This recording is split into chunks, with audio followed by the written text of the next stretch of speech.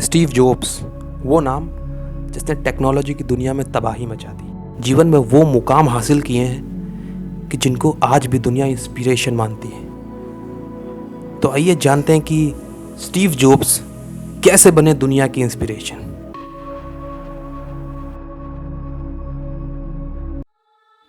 The only way to great work is to love what you do.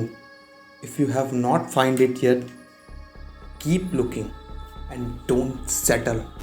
महान काम करने का केवल एक ही तरीका है, वो करो जो तुम्हें पसंद है। और अगर अभी तक तुम उस चीज को नहीं ढूंढ पाए हो तो उसे ढूंढो, पर समझौता मत करो। बायोग्राफी लिखने वाले वॉल्टर आइजैक्सन ने उनके बारे में बताया था कि स्टीव हर छोटी बात का इतना ध्यान देते थे, जबकि उनको ये पता होता था कि जो कस्टमर उनकी चीज़ परचेस कर रहा है वो उस चीज़ को इतना ध्यान नहीं देगा, लेकिन फिर भी वो हर छोटी सी छोटी चीज़ को भी देखते थे कि किसी भी चीज़ में इतनी सी भी मिस्टेक नहीं होनी चाहिए। वो काम को काम के तरीके से नहीं बल्कि उसको अपने पैशन के तरीके से करते थे। वो हर चीज़ में परफेक्शन ढूंढते थे कि इतनी सी भी मिस्टेक नहीं होनी चाहिए। एड पार्टनर ने स्टीव के बारे में बताया था कि जब अमेरिका में एप्पल के नए नए शोरूम्स खुल रहे थे तब उस शोरूम के जो टॉयलेट थे, उस टॉयलेट के बाहर जो साइन बोर्ड लगा होता है उसका कलर चूज करने के लिए स्टीव को हाफ एन आवर लगा था।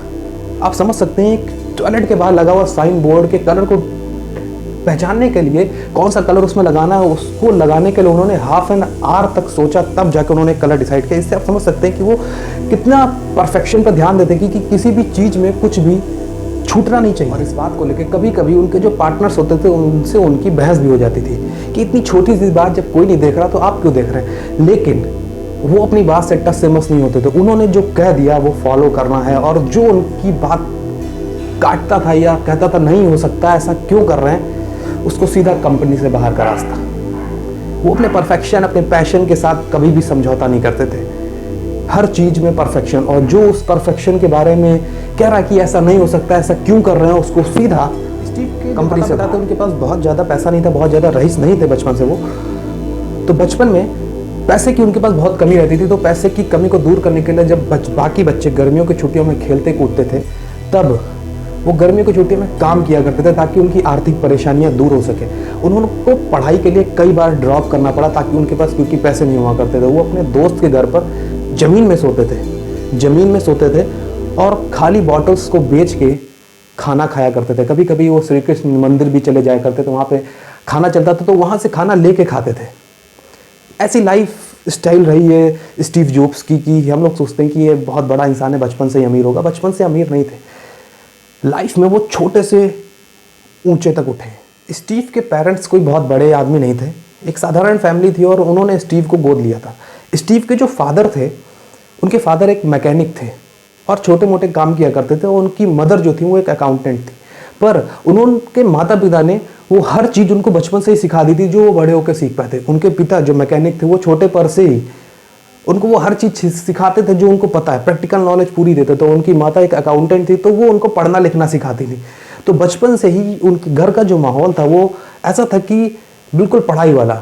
उसके पिता भी उनको सब चीज़ सिखाते थे, उसकी माता भी उसको सब चीज़ सिखाते थे, जिससे स्टीव के अंदर मल्टीपल नॉलेज आई थी, जिससे उन्होंने इस एप्पल जैसी कंपनी को उस ऊंचाई तक पहुंचाया इतने परफेक्शन के साथ। बताते हैं कि स्टीव का ध्यान आध्यात्म की ओर बहुत ज़्यादा था।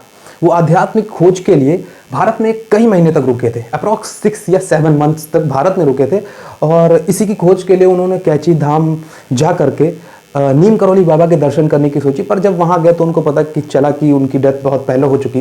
लेकिन उसके बाद उन्होंने भारत के कई आध्यात्मिक जगहों का भ्रमण किया, और उसके बाद जब वो वापस गए तो उनकी पर्सनैलिटी बिल्कुल चेंज हो चुकी थी।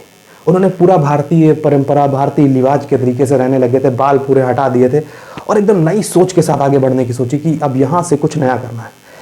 वो जो उनका आध्यात्मिक सफ़र रहा है भारत का 6 से या 7 महीने का, ये सफ़र उनके जीवन का टर्निंग पॉइंट रहा है। इसी के बाद से उन्होंने जो अचीव करना शुरू किया वो यहीं से अचीव करना शुरू किया, एक के बाद एक बात। बताते हैं कि 4 अक्टूबर 2011 को आईफोन 4S की अनाउंसमेंट थी। तो आईफोन की सहयोगी कंपनी सॉफ्टबैंक के सीईओ के साथ टिम कुक की मीटिंग चल रही थी, और वो उस मीटिंग में अचानक से टिम कुक अपने जिनसे मीटिंग चल रही थी उनसे कहते हैं कि मुझे जाना होगा। तो वो अचानक से कहते हैं कि क्यों, ऐसा क्या होगा कि इस मीटिंग को छोड़ कर तुम अचानक से जा रहे हो।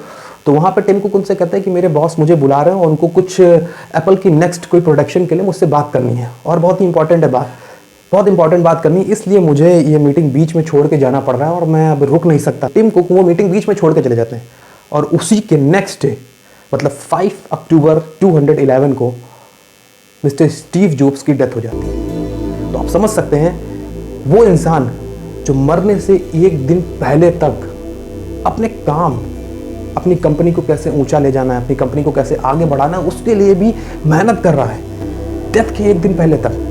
तो आप उससे समझ सकते हैं वो अपने काम को लेके कितने सीरियस थे, अपनी कंपनी को लेके कितने सीरियस थे, अपने वर्क को लेके कितने सीरियस थे, कि उनको किसी भी हालत में अपनी कंपनी को ऊंचा उठाना था।